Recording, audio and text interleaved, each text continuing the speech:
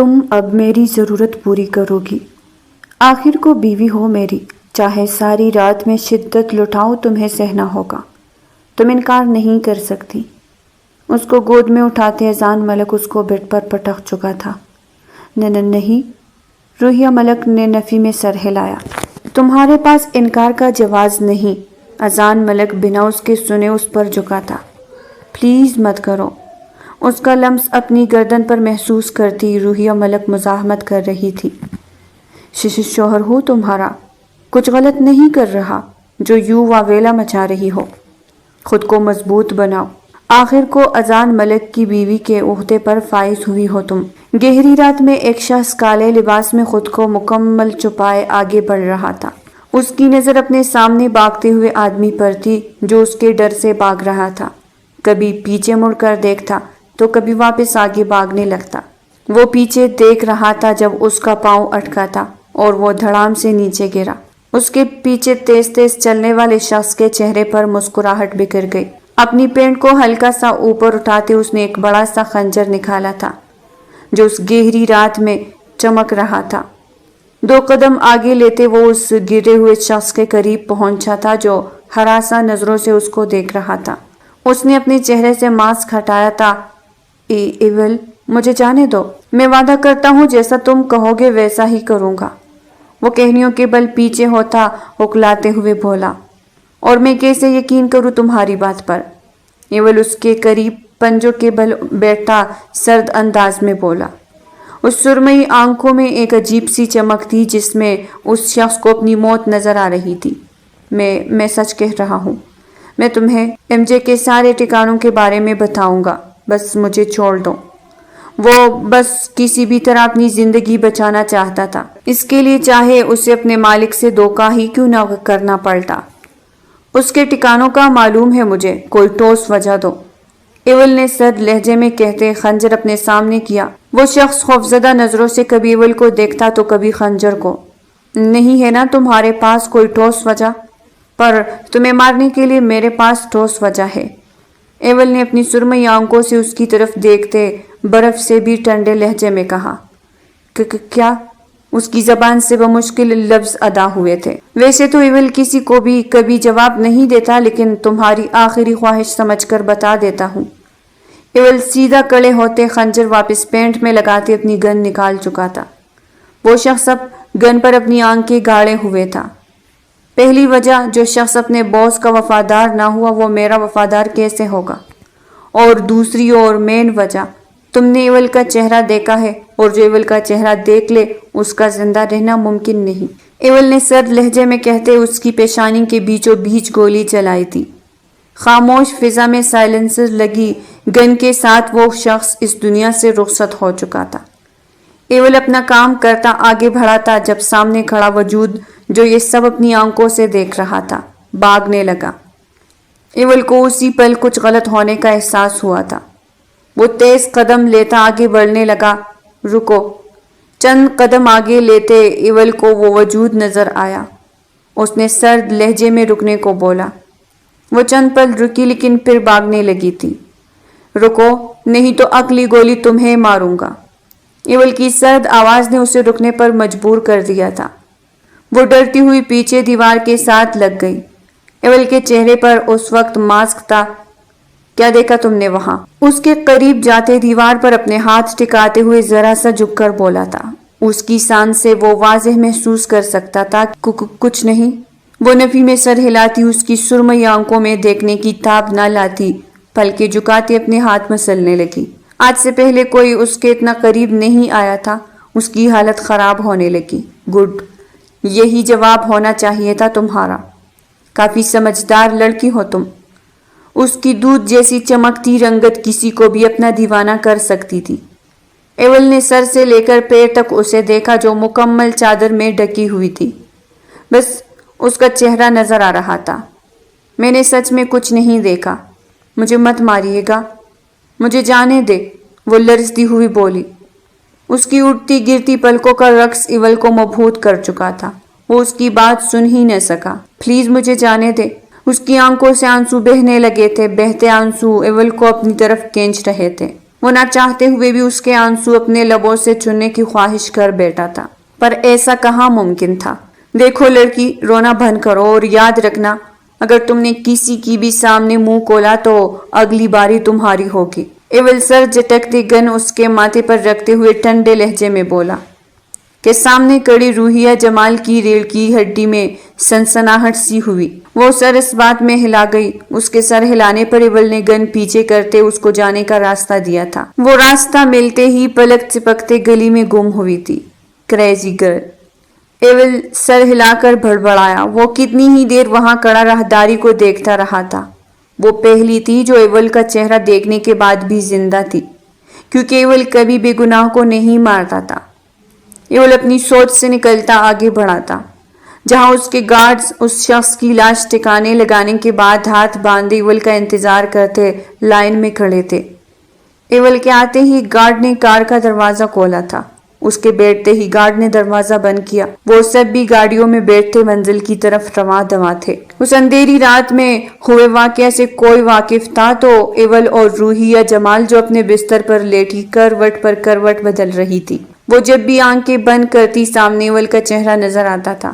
وہ پھر سے آنکھیں کھول دیتی۔ اس وقت وہ خود کو کوس رہی تھی کہ آخر اسے باہر جانے کی ضرورت کیا تھی، پر نہیں، وہ روحیہ جمال تھی۔ وہ کون سا کسی سے ڈرتی تھی، اور اس کو یہ بات اپنے جان سے پیارے بھائی حسن جمال کو ثابت کرنی تھی۔ اس لیے ہی تو آدھی رات کو باہر نکلی تھی اور اب دگنے ڈر کے ساتھ اپنے بستر پر پڑی لرز رہی تھی۔ اذان ملک کہاں ہے؟ جواد ملک کی بھاری آواز ڈائننگ ٹیبل پر گونجی تھی۔ بابا سائی، وہ سو رہا ہے، فہد ملک نے ان کو جواب دیا۔ باقی سب خاموش بیٹھے تھے۔ حورین، جاؤ اذان ملک کو بلا کر لاؤ۔ جواد ملک نے حورین فہد ملک کو کہا تو جی دادا سائی۔ وہ اس بات میں سر ہلاتی اٹھ کر وہاں سے نکلتی چلی گئی۔ سب ناشتہ شروع کرو، جواد ملک نے اشارہ کیا تھا۔ سبھی ناشتہ کی طرف ہاتھ بڑھا گئے۔ یہ ملک حویلی تھی جس کے سربراہ جواد ملک تھے۔ وہ اس بات میں سر ہلاتی اٹھ کر وہاں سے نکلتی چلی گئی۔ سب ناشتہ شروع کرو، جواد ملک نے اشارہ کیا تھا۔ سبھی ناشتہ کی طرف ہاتھ بڑھا گئے۔ یہ ملک حویلی تھی جس کے سربراہ جواد ملک تھے۔ ان کے 4 بیٹے تھے۔ پہلے حیدر ملک، جن کی شادی ان کی والدہ کی پسند سے ہوئی تھی۔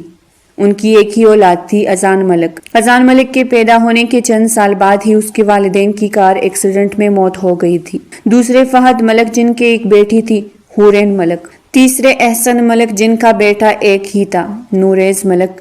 چوتھے جمال ملک، جنہوں نے شہر میں شادی کی تھی۔ وہ کبھی اپنے بیوی بچوں کو حویلی نہیں لائے تھے۔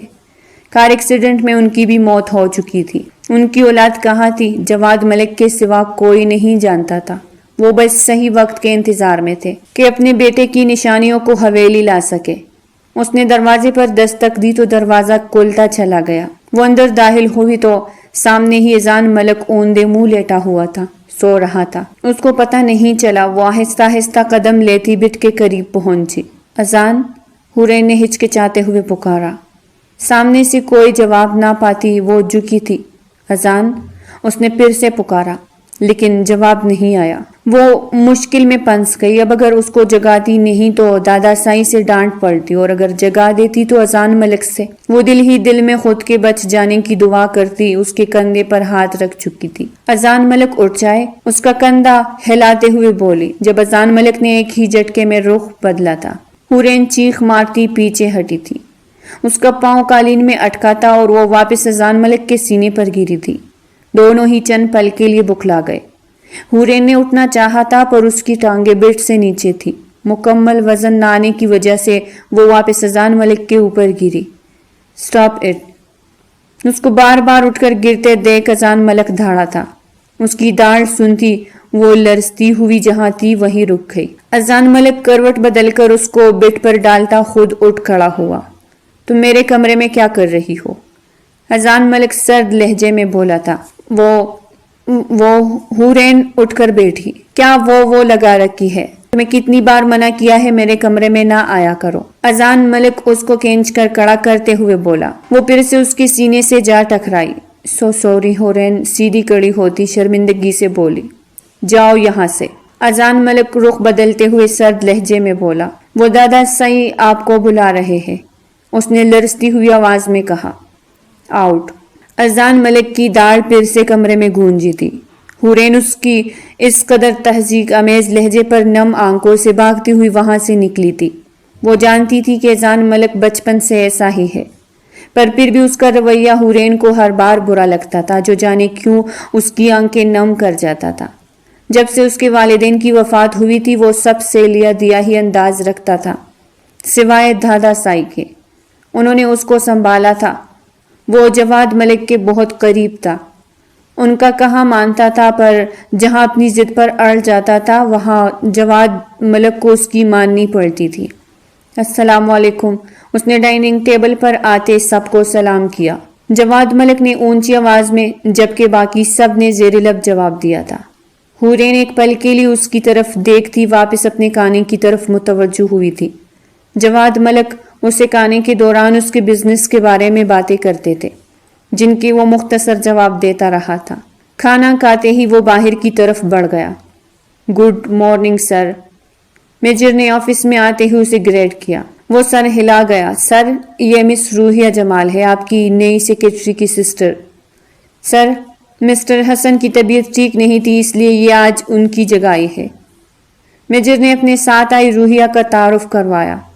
اذان ملک 3 دن پہلے اپنی پرانی سیکرٹری نکال چکا تھا۔ اس نے ہی میجر کو بولا تھا نئی سیکرٹری کے لیے انٹرویو لے کر سلیکٹ کرنے کے لیے۔ اس کا نئے سیکرٹری حسن جمال تھا۔ 2 دن اس نے بہت اچھے سے کام کیا تھا، لیکن کل اسے بخار ہو گیا تھا۔ وہ چھٹی نہیں کرنا چاہتا تھا کیونکہ ابھی اس کی جاب کو 3را ہی دن تھا، لیکن روحیہ اس کو سمجھا بجھا کر آج کے لیے اس کی جگہ آئی تھی۔ اذان ملک نے دیکھے بنا ہی سر ہلا دیا، جبکہ روحیہ تو آنکھیں پھاڑے سامنے چیئر پر بیٹھے اذان ملک کو دیکھ رہی تھی۔ میجر جا چکا تھا، روحیہ جمال اب بھی بت بنی وہی کڑی تھی۔ اذان ملک کو جب احساس ہوا تو اس نے سر اٹھا کر سامنے کڑی لڑکی پر نظر ڈالی۔ پہلے وہ حیران ہوا تھا، پھر اس کے چہرے پر محظوظ کن تاثرات چھا گئے۔ ہیو اے سیٹ مس جمال، اس نے سنجیدہ لہجے میں کہا، پر اس کی سرمئی آنکھیں مسکرا رہی تھی۔ روحیہ جمال اس کی آنکھوں میں دیکھ کر ہی پہچان چکی تھی۔ گینگسٹر، اس کی زبان سے نکلتے لفظ پڑائے تھے۔ اذان ملک اپنی چیئر چھوڑتا کھڑا ہوا تھا۔ اس کو کھڑا ہوتا دیکھ روحیہ جمال اپنے قدم پیچھے لینے لگی۔ اس کا سر مسلسل نفی میں ہل رہا تھا۔ ارے مس جمال کہاں جا رہی ہے؟ وہ پلٹی تھی جب اس کی کلائی پکڑ کر کھینچتے اذان ملک اس کو دیوار کے ساتھ پن کرتے دروازے کو لاک لگا چکا تھا۔ گینگسٹر، پلیز مجھے جانے دو، میں سچ میں کسی کو کچھ نہیں بتاؤں گی۔ وہ اپنی کلائی آزاد کروانے کی کوشش کرتی ہوئی خوفزدہ سی بولی، کہ اگر اس نے ایول کا چہرہ نہ دیکھا ہوتا تو وہ بالکل بھی نہ پہچان پاتی کہ ایول ہی اذان ملک ہے۔ تم واقعی ہی کسی کو کچھ نہیں بتاؤ گی؟ اذان ملک نے اس کے ایک ایک نقش کو دیکھتے ہوئے سوال کیا۔ نہیں بتاؤں گی، اس نے نفی میں سر ہلایا۔ تو ٹھیک ہے، پھر میری ایک شرط ہے۔ اذان ملک نے اس کے چادر میں چھپے ہوئے وجود کو دیکھتے اپنی نظریں دیوار کی طرف موڑی۔ شرط؟ روحیہ نے حیرت سے اسے دیکھا۔ اپنے بھائی کی جگہ اب سے تم میری سیکرٹری کی جاب کرو گی، بتاؤ منظور ہے؟ اس نے یہ فضول شرط کیوں رکھی تھی وہ نہیں جانتا تھا، لیکن مجھے کام نہیں آتا، روحیہ بے بس سی بولی۔ ٹھیک ہے، جاؤ، اگر اپنی زبان کھولی تو اپنے بھائی کے قتل کے ذمہ دار تم خود ہوگی۔ اس کے قریب جھک کر اس کے کان میں بولتا اذان ملک روحیہ جمال کی جان نکال گیا تھا۔ جی؟ وہ سر ہلاتی پیچھے کسکی تھی۔ اذان ملک گہرا سانس بھرتا پیچھے ہٹا تھا۔ روحیہ جمال لرزتے ہاتھوں سے دروازہ کھولتی وہاں سے بھاگی۔ اذان ملک سر جھٹکتا اپنے فون پر آنے والی کال کی طرف متوجہ ہوا۔ وہ اپنی دوائیں لیتا بائک کی طرف بڑھا، جب سامنے ہی 2 لڑکے ایک 15 سالہ بچی کو بے ہوش کرتے کار میں ڈال رہے تھے۔ اس سے پہلے کہ وہ بھاگ کر ان تک جاتا، وہ لوگ کار سٹارٹ کرتے وہاں سے نکلے تھے۔ حسن جمال بھی اپنی بائک سٹارٹ کرتا ان کے کار کے پیچھے لگا چکا تھا۔ وہ لوگ جنگل کی طرف بڑھ رہے تھے۔ حسن جمال ان سے کچھ فاصلے پر اپنی بائک دوڑا رہا تھا۔ اس کے پاس موبائل تھا، اس نے پولیس کو کال کی تھی، لیکن اس کی کال اٹھائی نہیں گئی۔ وہ ان کا پیچھا کرتے بہت دور تک نکل آیا تھا۔ وہ لوگ کار کھڑی کرتے اس بچی کو اٹھائے جنگل کے اندر پیدل بڑھے تھے۔ حسن جمال اپنی بائک پیچھے ہی چھپاتا اس طرف بڑھا جس سائڈ جنگل میں وہ لوگ گئے تھے، لیکن جگہ بہت سنسان، ایسا لگ رہا تھا یہاں کوئی ہے ہی نہیں۔ وہ لوگ آگے بڑھ چکے تھے، ان کے پیروں کے چند نشان تھے جن سے وہ ان کا پیچھا کرنے لگا تھا۔ اوئے پیچھے ہٹو، اس نے اپنے ساتھی سے کہا جو بچی کے چہرے پر اپنے ہاتھ لگا رہا تھا۔ سامیہ روتے ہوئے اپنا چہرہ چھپانے کی کوشش کر رہی تھی۔ گلاب کی کلی ہے، ایسے کیسے چھوڑ دوں؟ اس کا چہرہ سامنے کرتے وہ آدمی اپنی ہوس سے بھرپور آنکھیں اس کے سراپے پر ڈالتا ہوا بولا۔ سامیہ روتے ہوئی نفی میں سر ہلا رہی تھی۔ اسے بس یہ معلوم تھا کہ یہ آدمی اس کے ساتھ غلط کرنے والے ہیں۔ نہیں، باس نے منع کیا ہے کسی بھی لڑکی کو چھونے سے، ان کا ریٹ نہیں لگے گا۔ اچھا، دوسرا آدمی سنجیدگی سے بولا، تو باس کو کون بتانے والا ہے؟ اس آدمی کی نیت مکمل طور پر خراب ہو چکی تھی۔ دوسرا آدمی باہر چلا گیا تھا، صرف ایک نے ہی ادھر رکنا تھا۔ وہ دوسرے راستے سے نکل گیا جبکہ حسن جمال ان کے پیروں سے بنے راستے پر چلتے وہاں تک پہنچ چکا تھا۔ نہیں انکل، چھوڑ دے۔ اس آدمی نے جب دوپٹہ کھینچا تو سامیہ روتے ہوئے چلائی۔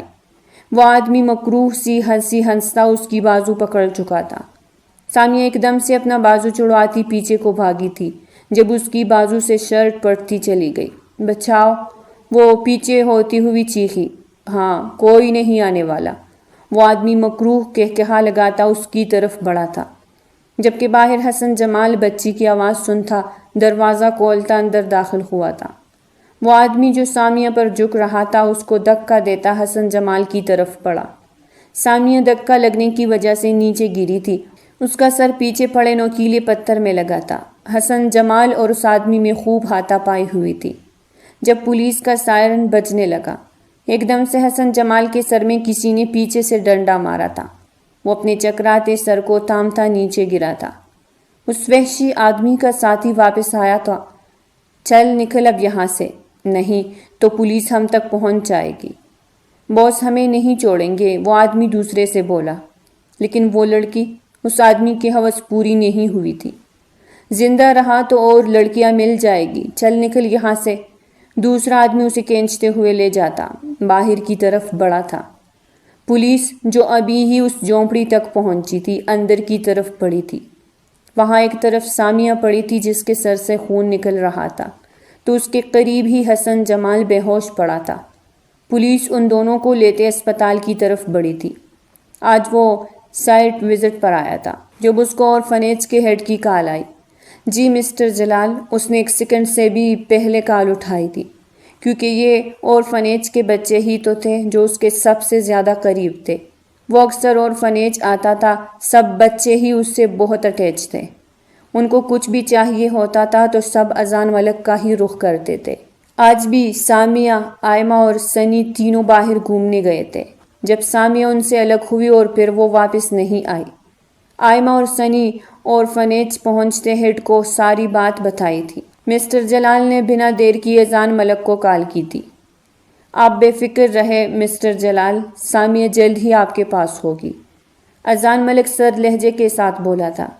سامیہ ان بچوں میں سے سب سے بڑی تھی اور اذان کے ساتھ کچھ زیادہ ہی اٹیچ تھی۔ اذان ملک نے سب بچوں کو بریسلٹ دیے تھے جس میں ان کی سیفٹی کے لیے اس نے لوکیشن چپ فٹ کیے تھی۔ وہ جلد از جلد لوکیشن ٹریک کرتا پولیس کو لیے وہاں پہنچ جاتا، کیونکہ وہ اپنی پہچان کسی کے سامنے نہیں آنے دے سکتا تھا۔ وہ جیسے ہی وہاں پہنچا، وہاں حسن جمال کو دیکھتے وہ شاک ہوا تھا۔ وہ اس کو پہچان گیا تھا۔ حسن جمال اس کا سیکرٹری تھا، روحیہ جمال کا بھائی۔ جس طرح وہ دونوں وہاں تھے، اسے یہی ثابت ہو رہا تھا کہ حسن جمال نے سامیہ کے ساتھ کچھ غلط کرنے کی کوشش کی ہے۔ پولیس جلد از جلد ان دونوں کے لیے ہاسپٹل پہنچی تھی، جہاں ڈاکٹرز نے حسن جمال کے کچھ گھنٹے بعد ہوش میں آنے کا بتایا تھا۔ وہی سامیہ کا زیادہ خون بہہ جانے کی وجہ سے وہ کوما میں جا چکی تھی۔ اذان ملک سب کچھ بسم کرنے کی آگ اپنے اندر لیے حسن جمال کے خلاف پولیس کمپلینٹ لکھوا چکا تھا۔ اس کے مطابق سامیہ کے ساتھ غلط کرنے والا حسن جمال ہی تھا۔ کوئی ہے؟ نکالو مجھے یہاں سے۔ وہ دروازہ زور زور سے پیٹتی رو رہی تھی۔ جانے کب سے یہاں قید تھی۔ وہ تو اپنے بستر پر سو رہی تھی، لیکن جب اٹھی تو اس اندھیرے کمرے میں تھی۔ جانے اس کو کتنا وقت بیت گیا تھا یہاں پر، لیکن کوئی بھی اس کو باہر نکالنے نہیں آیا تھا۔ اب تو اس کا حلق تک خشک ہو چکا تھا۔ وہ روتی ہوئی دروازے کے ساتھ نیچے بیٹھتی چلی گئی۔ کچھ ہی وقت گزرا تھا جب اس کو دروازے کے باہر قدموں کی چاپ سنائی دی۔ وہ بدحواس ہوتی کڑی ہوئی اور پھر سے دروازہ پیٹنے لگی۔ پلیز باہر جو بھی ہے دروازہ کھولیں، وہ دروازہ پیٹتی بے بسی سے بولی۔ جب دروازے کا لاک کھلنے کی آواز آئی، وہ 2 قدم پیچھے ہٹتی اپنے آنسو صاف کرنے لگی۔ گینگسٹر اپنے سامنے اس کو ماسک میں چہرہ چھپائے کھڑے دیکھتی وہ حیران ہوئی تھی۔ وہ اس وقت مکمل ایول کے حلیے میں تھا، لیکن اس نے روحیہ کو کیوں قید کیا تھا؟ اس کی وجہ روحیہ کو سمجھ نہیں آئی تھی، کیونکہ اس نے اس کے کہے مطابق اپنی زبان سے اس کے بارے میں ایک لفظ بھی نہیں نکالا تھا۔ پھر آخر کیوں اس نے یوں روحیہ جمال کو بے بس کیا تھا؟ کیوں اپنی قید میں رکھا تھا؟ ہاں میں ایول، سر لہجے میں بولا۔ گینگسٹر پتہ نہیں کس نے مجھے یہاں قید کیا، پلیز مجھے یہاں سے نکالو، وہ 2 قدم آگے آتی ہوئی بولی۔ تم یہاں سے نکلنا چاہتی ہو؟ ایول نے سنجیدگی سے پوچھا۔ روحیہ جمال اس بات میں سر ہلا گئی۔ نکل جانا، پر پہلے اپنے بھائی کا کیا تو بھگت لو۔ ایول نے اس کی کمر میں ہاتھ ڈالتے اس کو اپنی طرف کھینچا۔ وہ کٹی ڈال کی طرح اس کے سینے سے جا لگی۔ کیا مطلب؟ اس کی شرٹ کو مٹھیوں میں جگڑتی وہ نہ سمجھی سے بولی۔ اس وقت اس کو اس بات کا ہوش نہیں تھا کہ وہ گینگسٹر کے کتنے قریب کڑی ہے۔ اسے بس اپنے بھائی کی فکر لاحق تھی۔ تمہارے بھائی نے ایک ننھی سی بچی کی عزت لوٹنے کی کوشش کی ہے۔ اس کے دونوں بازو کو اپنی سخت گرفت میں لیتے ایول نے اپنی سرمئی آنکھیں اس کی کالی آنکھوں میں گاڑی۔ نہیں، میرا بھائی ایسا نہیں کر سکتا، روحیہ جمال نفی میں سر ہلاتی ہوئی بولی۔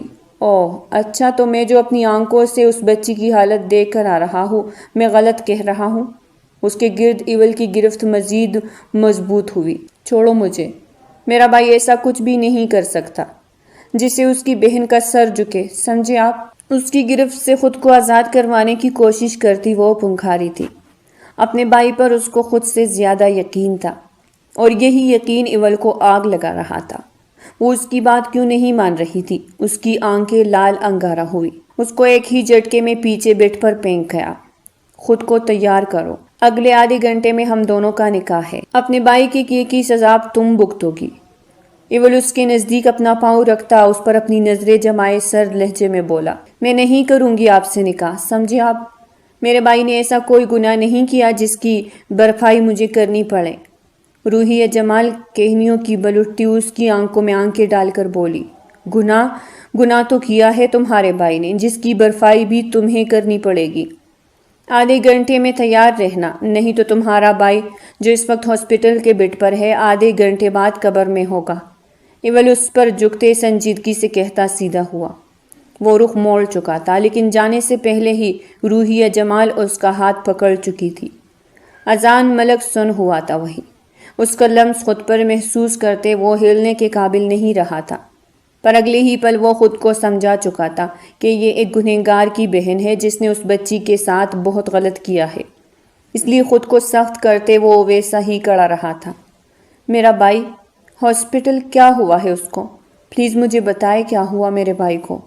روحیہ جمال روتے ہوئے بمشکل لفظ ادا کرتی ہوئی اس کے سامنے آئی تھی۔ اس کے لہجے میں حسن جمال کے لیے فکر محسوس کرتے اذان ملک کو مزید آگ لگی تھی۔ وہ کیسے گنہگار کے لیے فکر مند ہو رہی تھی؟ تمہیں حسن جمال کی فکر ہے؟ کیا اس بچی کی کوئی فکر نہیں جس کے ساتھ حسن جمال نے غلط کرنے کی کوشش کی؟ اذان ملک اپنا آپا کھوتا اس کے دونوں بازو کو پھر سے اپنی مضبوط گرفت میں لیتا سوال کرنے لگا۔ اس اچانک افتاد پر روحیہ جمال کی چیخ گونجی تھی۔ مجھے اس بچی کی فکر ہے، لیکن میرا بھائی کچھ بھی غلط نہیں کر سکتا، اس لیے بہتر ہے کہ آپ اس بچی کے اصلی گنہگار کو ڈھونڈیں جو ابھی تک کھلا گھوم رہا ہے۔ روحیہ جمال خود کو چھڑوانے کی ناکام سی کوشش کرتی ہوئی بولی۔ تم کیوں نہیں سمجھ رہی؟ میں نے اپنی آنکھوں سے تمہارے اس سکاڑ بھائی کو اس بچے کے پاس دیکھا ہے۔ اس کو چھوڑتے اذان ملک دائیں ہاتھ کا مکھا بناتے دیوار میں مار چکا تھا۔ روحیہ نے ڈرتے ہوئے اپنے منہ پر دونوں ہاتھ جمائے۔ وہ بالکل بھی ماننے کو تیار نہیں تھی۔ نکاح کے لیے تیار ہو جاؤ، ورنہ میں اپنا کہا سچ کر دکھاؤں گا۔ اس کو سر لہجے میں حکم دیتا وہ وہاں سے نکلتا چلا گیا۔ روحیہ اپنے چہرے پر ہاتھ جمائے پھوٹ پھوٹ کر رو دی۔ اس کا بھائی کبھی بھی غلط نہیں کر سکتا تھا، یہ بات اس کا دل کہہ رہا تھا، اور اس کا دل کبھی اس کو غلط اندیشے میں نہیں ڈالتا تھا، لیکن اپنے بھائی کی زندگی بچانے کے لیے اگر اس کا اس گینگسٹر سے شادی کرنا ضروری تھا تو وہ پیچھے بالکل بھی نہیں ہٹنے والی تھی۔ آدھا گھنٹہ گزر چکا تھا اور ایول اپنے کہے مطابق قاضی اور گواہوں کے ساتھ اس کے سامنے تھا۔ اس نے خاموشی سے نکاح قبول کرتے اپنے آپ کو اذان ملک کے حوالے کر دیا تھا۔ وہ بیٹی اپنے ہاتھوں کی لکیریں دیکھ رہی تھی، جنین میں کیا لکھا تھا۔ اس کو خود پر ہی یقین نہیں آ رہا تھا، وہ ایک گینگسٹر کی بیوی بن چکی تھی اور کچھ کر بھی نہ پائی تھی۔ آخر کیوں؟ وہ اپنی سوچ میں گم تھی جب اذان ملک کمرے میں داخل ہوا۔ کیا ہوا؟ ایسے کیوں بیٹی ہو؟ لگتا ہے اپنے بھائی کے کیے پر تمہیں یقین آ چکا ہے، اذان ملک نے سلگتے ہوئے لہجے میں پوچھا۔ آپ جو بھی کہہ لیں، مجھے میرے بھائی پر خود سے زیادہ یقین ہے۔ یہ مت سمجھیے گا کہ مجھے آپ سے ڈر لگتا ہے، میں نے صرف اپنے بھائی کو بچانے کی خاطر آپ سے نکاح کیا ہے، وہ پر یقین لہجے میں کہتی اس کے سامنے کھڑی ہوئی تھی۔ لگتا ہے تمہاری عقل نکالنی ہی پڑے گی۔ اذان ملک اس کے قریب جاتا، اس کی کمر میں ہاتھ ڈالتے اس کو اپنے قریب کھینچ گیا تھا۔ روحیہ کا چہرہ سرخ پڑا تھا۔ اذان ملک اس کے چہرے کے رنگ دیکھتا مبہوت ہوا تھا۔ وہ جھکتا ہوا اس کی سانسیں خود میں قید کر گیا تھا۔ روحیہ جمال کی مزاحمت اس کے کسی کام نہیں آئی تھی۔ اذان ملک اپنا مکمل ہوش کھوتا اس میں گم ہوا تھا۔ اس کی سانسیں مدھم پڑتی محسوس کرتے وہ پیچھے ہٹا۔ روحیہ جمال اپنی سانسیں درست کرنے کی خاطر اس کے سینے پر ہی سر ٹکا گئی۔ اذان ملک محظوظ ہوا تھا، اسے لگ رہا تھا وہ اپنے اس طریقے سے روحیہ جمال کی عقل توڑتے اس کے منہ سے اس کے بھائی کے گنہگار ہونے کا اعتراف ضرور کروائے گا۔ ابھی وہ مزید کچھ کہتا کہ اس کا موبائل بج اٹھا تھا۔ ہاسپٹل سے کال تھی۔ وہ ایک جھٹکے سے اسے پیچھے کرتے ہوش میں آیا تھا۔ چلو میرے ساتھ، اس کا ہاتھ پکڑ کر کھینچتا اس کو اپنے ساتھ لے گیا تھا۔ کچھ ہی دیر میں وہ دونوں ہاسپٹل میں تھے۔ اذان ملک اس کو لیے سامیہ کے روم میں آیا تھا۔ ڈاکٹر نے ابھی ہی اس کو کال کر کے بتایا تھا کہ اس کا یہاں ٹھیک ہونا ممکن نہیں ہے، آپ اسے امریکہ لے جائیں، وہاں اس کا علاج بہتر طریقے سے ہو سکتا ہے، شاید وہ جلد از جلد ہوش میں آ جائے۔ اذان ملک نے اسی وقت فیصلہ کر لیا تھا سامیہ کو باہر بھیجنے کا، اس لیے ہی اس کے ساتھ اورفنیج کی ایک فیمیل سٹاف کی بھروسے مند لڑکی ساتھ جا رہی تھی۔ روحیہ جمال اس لڑکی کی حالت دیکھتے رو دی تھی، پر وہ پھر بھی ماننے کو تیار نہیں تھی کہ اس کے بھائی نے یہ سب کیا ہے۔ بھائی، وہ دونوں سامیہ کو روانہ کرتے ہاسپٹل کے باہر کھڑے تھے۔ پولیس حسن جمال کو لے کر جانے لگی تھی۔ حسن جمال کو جب ہوش آیا تو اس نے سب سچ سچ بیان کیا تھا، لیکن پولیس کو حسن جمال کے وہاں ہونے کے علاوہ اور کسی بھی قسم کا ثبوت نہیں ملا تھا۔ اوپر سے اذان ملک نے بھی حسن جمال کے خلاف ہی کیس کیا تھا، اس لیے وہ اس کو جیل لے جا رہے تھے۔ حسن جمال کل سے اپنی بے گناہی بیان کرتا اب تک چکا تھا، اس لیے وہ بنا کچھ بھی بولے ان کے ساتھ جا رہا تھا، جب سامنے ہی اس کو روحیہ جمال اپنی طرف بھاگتی ہوئی نظر آئی۔ وہ بھاگتی ہوئی اس کے سینے سے لگی تھی، آنکھوں سے آنسو جاری تھے۔ بھائی، آپ ٹھیک ہیں نا؟ اس کے سینے سے چہرہ نکالتی وہ اس کے چہرے کے گرد ہاتھوں کا پیالہ بناتی روتی ہوئی بولی تھی، گڑیا میری جان، میں ٹھیک ہوں، آپ یہاں کیا کر رہی ہو؟ حسن جمال اس کے آنسو صاف کرتے فکر مندی سے بولا تھا۔ اذان ملک نے یہ منظر بہت ہی ضبط سے دیکھا تھا۔ پولیس کے اہلکار آگے بڑھتے روحیہ جمال کو پیچھے ہٹانے لگے تھے جب اذان ملک نے انہیں ایسا کرنے سے روک دیا تھا۔ بھائی، آپ بتائیں نا سب کو کہ آپ نے کچھ نہیں کیا؟ وہ روتے ہوئے حسن جمال کا ہاتھ پکڑ کر بولی تھی۔ میں نے سچ میں کچھ نہیں کیا گڑیا، اور میری گڑیا کو مجھ پر یقین ہے، میرے لیے یہی کافی ہے۔ حسن جمال نے اس کے تامے ہوئے ہاتھ پر ہاتھ رکھتے ہوئے کہا۔ اس کے سر پر پٹی بندھی ہوئی تھی۔ جھوٹ مت بولو حسن جمال ملک، تمہیں ایک چھوٹی سی بچی پر ظلم کرتے ہوئے ذرا شرم نہیں آئی تھی، اور آج تم حقیقت کو جھٹلا رہے ہو۔ اذان ملک آگے بڑھتے روحیہ کا بازو پکڑتے ہوئے اس کو اپنے پیچھے کھینچ چکا تھا۔ سر، میں نے کچھ نہیں کیا، اور آپ پلیز میری بہن کے ساتھ اس طرح مت پیش آئے۔ گڑیا تم گھر جاؤ، حسن جمال نے سنجیدگی سے اذان ملک کو دیکھتے ہوئے کہا۔ وہ جان چکا تھا اس کے خلاف رپورٹ اذان ملک نے لکھوائی ہے، اس لیے اس کے یہاں ہونے پر وہ شوق نہیں تھا۔ اوہ، تو اب تم مجھے بتاؤ گے کہ اذان ملک کو اپنی بیوی کو کیسے ٹریٹ کرنا ہے، اسے کیسے بات کرنی ہے؟ اذان ملک اس کے الفاظ کو مزاح میں لیتے ہوئے بولا۔ حسن جمال نے حیران ہوتے ہوئے روحیہ جمال کی طرف دیکھا تھا۔ وہ سر جھکا گئی۔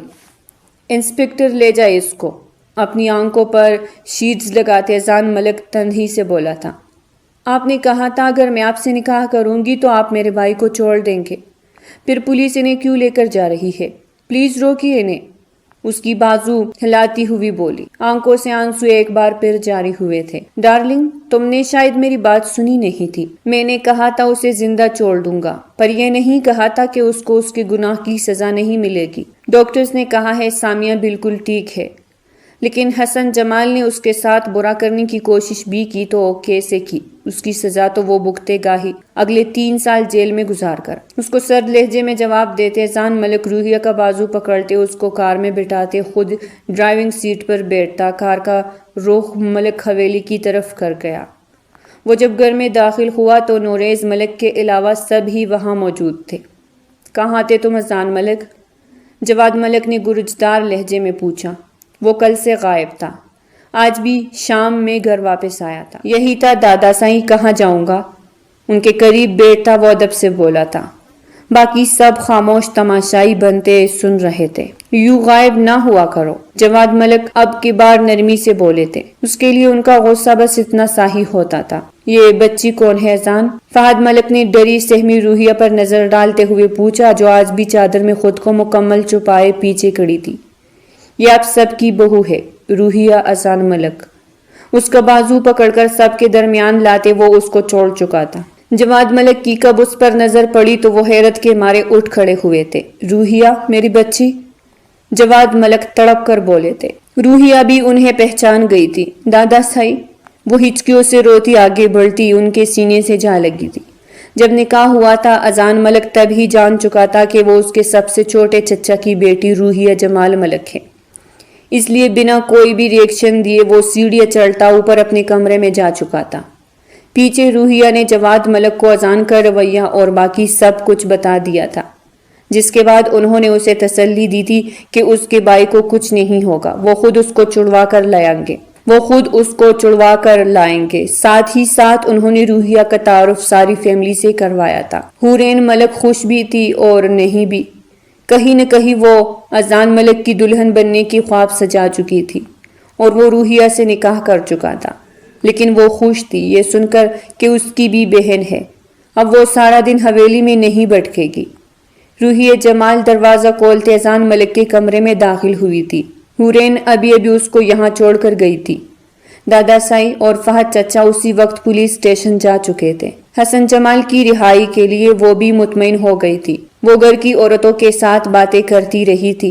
اب رات کا کھانا کھاتے ہی اس کو بڑی تائی نے اذان ملک کے کمرے میں جانے کا کہا تھا۔ وہ ان کی بات مانتی خاموشی سے کمرے کا رخ کر گئی۔ کمرے میں داخل ہوئی تو سامنے ہی بیڈ خالی تھا۔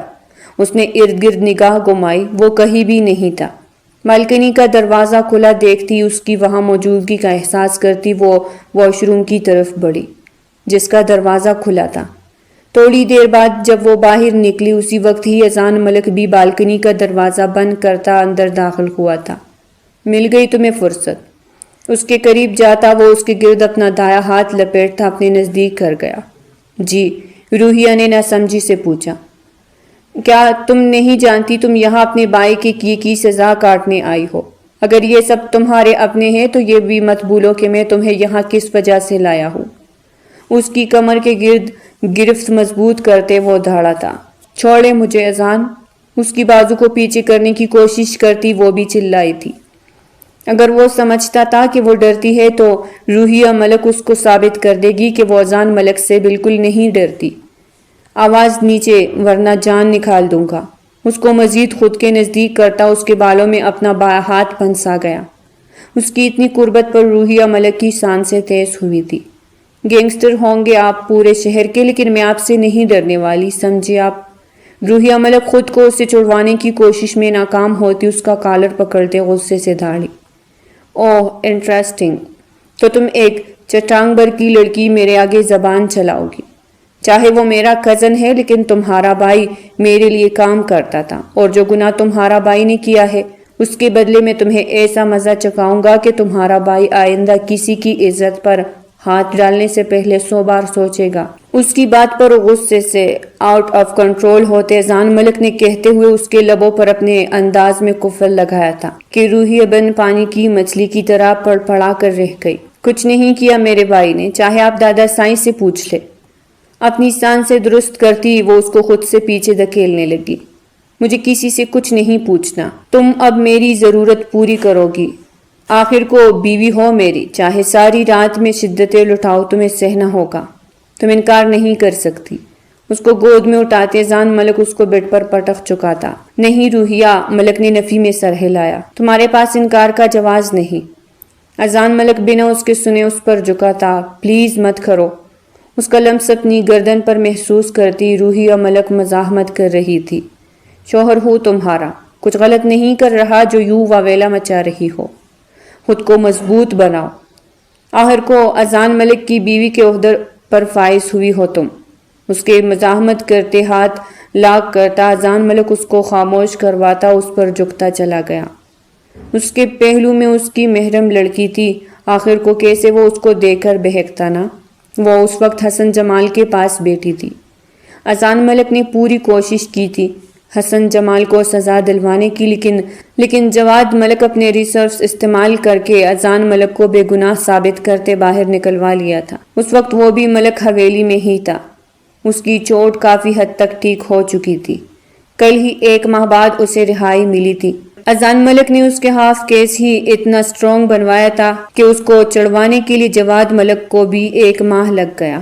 کل سے حسن جمال ملک حویلی میں تھا اور روحیہ ملک اس کے آگے پیچھے گھوم رہی تھی۔ اس رات اذان ملک نے اپنا حق تو لے لیا تھا، لیکن وہ روحیہ ملک کے دل میں اپنے لیے نفرت بھر چکا تھا۔ وہ اس کا ہر کام وقت پر کرتی تھی، اس کے تمام حقوق بھی ادا کرتی تھی، بس ایک نہیں تھی تو اس کی آنکھوں میں وہ خوشی، وہ چمک نہیں تھی جو اذان ملک نے اس سے پہلے ملاقات میں محسوس کی تھی۔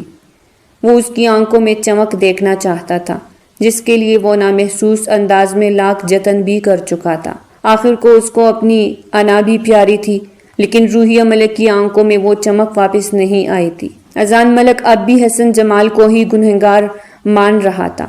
کل اس کو کال آئی تھی اس لڑکی کی جو سامیہ کے ساتھ گئی تھی۔ اس نے کال پر بتایا تھا سامیہ کو ہوش آ گیا ہے۔ وہ بنا کسی بھی دیر کے امریکہ کی فلائٹ بک کرواتا وہاں کے لیے روانہ ہو گیا تھا۔ اس کو شاید آنے میں ابھی 2-3 دن لگتے، اس لیے ہی تو روحیہ پرسکون سی اپنے بھائی کے ساتھ بیٹھی باتیں کرنے میں مصروف تھی۔ گھر میں نوریز ملک اور حورین ملک کی شادی کی باتیں چل رہی تھی، جنہوں نے اپنے دادا سائی کی خواہش پر شادی کے لیے اقرار کر دیا تھا۔ اگلے ہفتے سے ہی ان دونوں کی شادی کے فنکشن شروع ہونے والے تھے۔ سبھی اپنی اپنی شاپنگ میں بیزی تھے، ایسے میں وہ ایک اکیلی تھی جو پرسکون سی پھر رہی تھی۔ حورین نے اسے کہا تھا وہ چاہتی ہے اس کی شادی میں اس کی بہن مکمل انجوائے کرے، لیکن اس کا کہنا تھا وہ انجوائے کرے گی لیکن یہ بھاگ دوڑ والے کام اس سے نہیں ہوتے۔ اس وجہ سے حورین کو اس کی بھی شاپنگ کرنی پڑی تھی۔ 1 ہفتہ گزر چکا تھا، اذان ملک ابھی تک نہیں آیا تھا۔ اس کے لیے یہ خوش کن بات تھی، آج سے حورین اور نوریز ملک کی شادی کے فنکشن شروع تھے۔ وہ بھی حورین کی لائی گئی ہلدی کی ڈریس پہن کر ہلکا پلکا تیار ہو کر خود کو آئینے میں دیکھ رہی تھی۔ وہ حسین لگ رہی تھی، بہت حسین کہ کوئی ایک نظر اس کی طرف دیکھ لے اسے نظر نہیں پھیر سکتا تھا، لیکن اس کو اس بات کی فکر ہی کہاں تھا۔ اپنی طرف سے وہ معمولی سا تیار ہوتی سر پر حجاب لے گئی۔ اس حجاب نے اس کے حسن کو 4 چاند بخشے تھے۔ وہ ایک نظر خود پر ڈالتی مطمئن ہوتی نیچے لون کی طرف بڑھی جہاں رسم کا آغاز ہو چکا تھا۔ وہ جب نیچے آئی تو گھر کے بڑے سب دونوں کو ہلدی لگا چکے تھے۔ اب حورین اور نوریز کی چند کزن تھی جو ان کو ہلدی لگا رہی تھی۔ وہ حورین کے اشارہ کرنے پر اس کی طرف بڑھی، ابھی وہ ہلدی لگا کر پیچھے ہوئی تھی کہ سامنے ہی اذان ملک سامیہ کا ہاتھ پکڑے داخل ہوئے تھے۔ اس کے علم میں تھا سب کچھ، اس نے ہی جواد ملک سے کہا تھا کہ اس کا انتظار کیے بنا وہ رسمیں شروع کروا دے، وہ پہنچ جائے گا۔ سامیہ، اس کے لبوں سے بے آواز سامیہ کا نام نکلا تھا۔ وہ ویسے ہی بت بنی کھڑی رہی، اس کی سماعتوں میں اذان ملک کے الفاظ ٹکرائے تھے۔ ایک بار سامیہ کو ہوش آنے دو، اس کی گواہی کے بعد تمہارا بھائی تاعمر جیل کاٹے گا۔ اذان ملک نے اس کو تبھی یہ الفاظ کہے تھے جب روحیہ نے جواد ملک کو بھی کئی دن ناکام ہوتے دیکھ اذان ملک سے منت کی تھی کہ وہ اس کے بھائی کے خلاف کیس واپس لے لے، لیکن اذان ملک نے الٹا اپنے الفاظ سے اس کا دل دکھایا تھا۔ وہ ہوش میں تب آئی جب اذان ملک بنا ادھر ادھر دیکھے سیدھا حسن جمال کی طرف بڑھا تھا جو جواد ملک کے ساتھ بیٹھا تھا۔ روحیہ ملک اپنا لہنگا چٹکیوں میں اٹھاتی ان کی طرف تیز تیز قدموں سے بڑھی تھی۔ چاہے کچھ بھی ہو جائے وہ اپنے بھائی کو واپس جیل نہیں جانے دے سکتی تھی۔ سب لوگ ہی ان کی طرف متوجہ تھے اور سب کے ہی منہ کھلے رہ گئے تھے، کیونکہ اذان ملک کو سامیہ سارا سچ بتا چکی تھی اور اذان ملک شرمندہ ہوتا آج حسن جمال سے معافی مانگ رہا تھا۔ وہ اذان ملک جو کبھی کسی کے آگے نہیں جھکاتا، آج اپنے کیے پر شرمندہ ہوتا وہ حسن جمال کے سامنے کھڑا تھا۔ حسن جمال مسکراتے ہوئے اس کے سینے سے جا لگا۔ اذان ملک اس کا بڑا بھائی تھا، جو کچھ بھی اس نے دیکھا تھا اگر کوئی اور بھی دیکھتا تو یہی سمجھتا۔ اس کو کوئی شکایت نہیں تھی اذان ملک سے۔ حسن جمال اذان ملک سے الگ ہوا تھا۔ ایک نظر کمزور سی سامیہ پر ڈالتے وہ روحیہ ملک کو اپنے حصار میں لے گیا، جو ویسے ہی بت بنی کڑی تھی۔ اس نے کوئی ریئیکشن نہیں دیا تھا، جو اذان ملک کو پریشان کر گیا تھا۔ اس کو یہ ماننے میں کوئی یار نہیں تھا کہ وہ روحیہ ملک کی محبت میں گرفتار ہو چکا ہے۔ فنکشن ختم ہوا تھا، سامیہ کو بھی شادی تک حورین نے یہی روک لیا تھا۔ سب لوگ اپنے اپنے کمروں میں تھے، وہ بھی دھڑکتے دل کے ساتھ سیڑھیاں چڑھتا اپنے کمرے میں داخل ہوا تھا۔ روحیہ ملک جو ڈریسنگ روم سے نکلی تھی اس کو دیکھے بنا ہی آئینے کے سامنے آ کھڑی ہوئی۔ روح، مجھے معاف کر دو، میں نے تمہاری بات پر یقین نہیں کیا۔ اس کو پیچھے سے اپنے حصار میں لیتے اس کی گردن میں چہرہ چھپائے شرمندگی سے بولا تھا، اذان چھوڑے مجھے۔ وہ سرد لہجے میں بولتی اس کے ہاتھوں کو کھولنے لگی۔ پہلے کہو کہ میں نے تمہیں معاف کر دیا۔ ایک جھٹکے سے اس کا رخ بدل کر اس کو اپنے سامنے کرتا وہ اس کے چہرے پر آئے بال اپنے ہاتھ سے پیچھے کر گیا۔ کیوں آپ نے ایسا کیا ہے جو آپ کو مجھ سے معافی مانگنی پڑ رہی ہے؟ الٹا میں آپ سے معافی مانگتی ہوں۔ مسٹر اذان ملک، مجھ سے ہوئی تمام غلطیاں معاف کر دے، وہ طنزیہ لہجے میں کہتی اس کی گرفت ہٹاتی بیڈ پر لیٹ چکی تھی۔ اذان ملک خاموش نظروں سے اسے دیکھنے لگا، جانتا تھا اتنی جلدی معافی بالکل نہیں ملنی۔ حورین اور نوریز ملک کی شادی کے تمام فنکشن بہت اچھے سے گزرے تھے، آج ان کا ولیمہ تھا۔ اس دوران اذان ملک نے روحیہ کو منانے کی تمام کوششیں کی تھی لیکن وہ بالکل نہیں مانی تھی۔ حقیقت میں وہ مان تو تب ہی گئی تھی جب اذان ملک نے اپنے کیے پر شرمندہ ہوتے حسن جمال سے معافی مانگی تھی، پر اس نے روحیہ ملک کا دل دکھایا تھا، جس کی سزا وہ اسے اچھے سے دے رہی تھی۔ وہ مسکراتی ہوئی سامیہ سے کوئی بات کر رہی تھی جب ایک بچہ بھاگتا ہوا آیا اور اس سے بولا کہ احسان بھائی نے آپ کو حویلی کے بیک سائڈ پر بلایا ہے۔ وہ زیر لب مسکراتی اس بات میں سر ہلاتی اس کے پیچھے چل پڑی۔ وہ یہی سوچ رہی تھی کہ آج بھی اذان ملک نے اسے منانے کے لیے کوئی سرپرائز پلان کیا ہوگا۔ جب وہ وہاں اس کے ساتھ جو ہونے والا تھا وہ اس کے وہم و گمان میں بھی نہیں تھا۔ وہ جب بیک سائڈ پر آئی تو ہر طرف اندھیرا تھا۔ اس نے اذان کو آوازیں بھی دی لیکن بے سود وہ رخ موڑے کھڑی تھی جب پیچھے سے اس کو گرفت میں لیتے کسی نے اس کے چہرے پر رومال رکھا تھا اور چند ہی پل میں بے ہوش ہوئی تھی۔ وہ پیچھے کھڑے آدمی کی باہوں میں جھول گئی۔ سامیہ بیٹا، روح کدھر ہے؟ اذان ملک اپنے کمرے میں اس کے لیے کچھ سرپرائز پلان کر رہا تھا۔ اب نیچے اس کو لینے آیا تھا لیکن جب کہیں نظر نہ آئی تو اس نے سامیہ کو اپنے پاس بلاتے ہوئے پوچھا، بھائی وہ تو آپ کے بلانے پر بیک سائڈ پر گئی تھی نا؟ سامیہ نے نہ سمجھی سے کہا، کیا میں نے کب کہا؟ اذان ملک حیران ہوا تھا۔ ہاں آپ نے ہی تو کہا تھا، وہ بچہ آ کر روح آپ ہی کو بلا کر گیا تھا کہ آپ نے حویلی کے بیک سائڈ پر بلایا ہے۔ سامیہ نے اس کو تفصیل سے بتایا۔ اذان ملک پریشان ہوتا حویلی کے بیک سائڈ کی طرف بھاگا۔ وہاں مکمل اندھیرا تھا، وہاں ڈھونڈنے سے بھی اس کو روحیہ کہیں نظر نہیں آئی تھی، ہوتی تو ملتی۔ اذان ملک پل میں بدحواس ہوا تھا جب اس کے موبائل پر اس کے گارڈ کا میسج آیا تھا۔ وہ سمجھ گیا یہ کام ایم جے کا، جس کا پرسوں ہی اس نے لڑکیوں سے بھرا ٹرک جو وہ باہر بیچنے والا تھا اس کو بچڑواتے اس نے ایم جے کا کروڑوں کا نقصان کروایا تھا۔ وہ بھاگتا ہوا اپنی کار میں بیٹھتا ہوا تھا اس لوکیشن کی طرف بڑھا تھا جو اس کے گارڈ نے بھیجی تھی۔ وہ پہلے سے ہی جانتا تھا ایم جے کچھ نہ کچھ ضرور کرے گا، اس لیے اس نے حویلی کے باہر اپنے گارڈز عام کپڑوں میں کھڑے کیے تھے اور کچھ اندر فنکشن میں بھی شامل تھے۔ جن میں سے ایک گارڈ نے جب روحیہ کو بیک سائڈ کی طرف جاتے دیکھا تو اس نے پیچھا کیا تھا، لیکن تب تک وہ روحیہ کو بے ہوش کیے وہاں سے نکل چکا تھا۔ وہ ایک اور گارڈ کو ساتھ لیے ان کے پیچھے ہی آئے تھے۔ اس گارڈ نے کال کی تھی، لیکن تب اذان ملک کا موبائل سائڈ ٹیبل پر پڑا تھا، وہ دیکھ نہیں پایا۔ وہ تو شکر تھا کہ وہ آتے ہوئے ساتھ لے آیا تھا۔ کوئی ہے؟ بچاؤ مجھے۔ ایم جے اس کے اوپر جھکتا اس کے چہرے پر ہاتھ جما گیا۔ روحیہ پڑپڑانے لگی۔ ایم جے کو ایول کی بیوی پسند آئی تھی، اور آج جب وہ اس کے سامنے تھی تو وہ یہ موقع کیسے جانے دیتا۔ ابھی وہ جھکتا کہ ایک گولی اس کا بازو چیرتی ہوئی نکلی تھی۔ وہ کراہتا ہوا پیچھے ہوا تھا۔ ایک اور گولی اس کی ٹانگ میں پیوست ہوئی تھی۔ یہ میری بیوی کو سوچنے کی سزا۔ مزید ایک گولی اس کے دوسرے بازو میں مارتے ہوئے اذان ملک چلایا، یہ میری بیوی کو ہاتھ لگانے کی سزا۔ اذان ملک نے آخری گولی اس کی دوسری ٹانگ میں ماری تھی۔ اذان ملک ایک جھٹکے میں روحیہ ملک تک پہنچتا، اس کے گرد اپنی جیکٹ لپیٹتا، اس کو اپنے سینے میں بھین چکا تھا۔ اس کے پکارنے پر فوج کے کئی افسر قطار در قطار اندر داخل ہوتے ایم جے کو حراست میں لے چکے تھے۔ وہ ملک کا بہت بڑا غدار تھا، اس کے تمام ساتھی بھی پکڑے جا چکے تھے۔ روحیہ ملک اس کے سینے سے لگی مسلسل ہچکیاں بھرتی اپنی عزت بچ جانے پر اپنے رب کا شکر ادا کر رہی تھی۔ جب اذان ملک سے برداشت نہ ہوا تو اس کا چہرہ اپنے سینے سے نکالتے اس کی ہچکی اپنے ہونٹوں میں دبا گیا۔ کتنے ہی پل گزر گئے تھے ان کو، آخر جب اذان ملک کی تشنگی کم ہوئی تو اس کو اپنے حصار میں لیتا وہ کار تک آیا تھا۔ اس کو کار میں بٹھاتے وہ کار سٹارٹ کر گیا۔ جب وہ اس کا بازو اپنے گرد لپیٹتے اس کے سینے پر سر رکھ گئی، اذان ملک کو خوشگوار سا محسوس ہوا تھا۔ اس کا مطلب تھا وہ اسے معاف کر چکی ہے۔ وہ روحیہ کے گرد اپنی گرفت مضبوط کرتے اس کی پیشانی پر اپنے ہونٹ رکھ گیا۔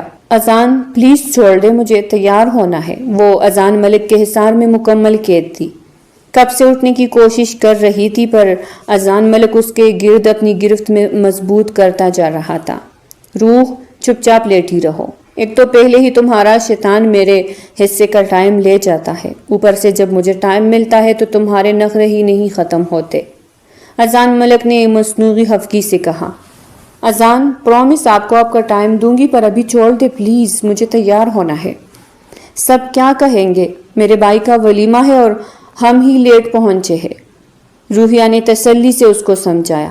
اذان بھی اس کی طرف دیکھتا اسے چھوڑ گیا۔ اس کی بات ٹھیک لگی تھی اذان کو۔ روحیہ شکر کا سانس بھرتی بیڈ سے اٹھی تھی، جب ایک ہی جھٹکے سے وہ واپس بیڈ پر گری تھی۔ اس کے اوپر ہی اذان ملک چکا تھا۔ اب جاؤ۔ چند پل بعد پیچھے ہٹ کر لیٹا وہ پھولی سانسوں کے ساتھ بولا تھا۔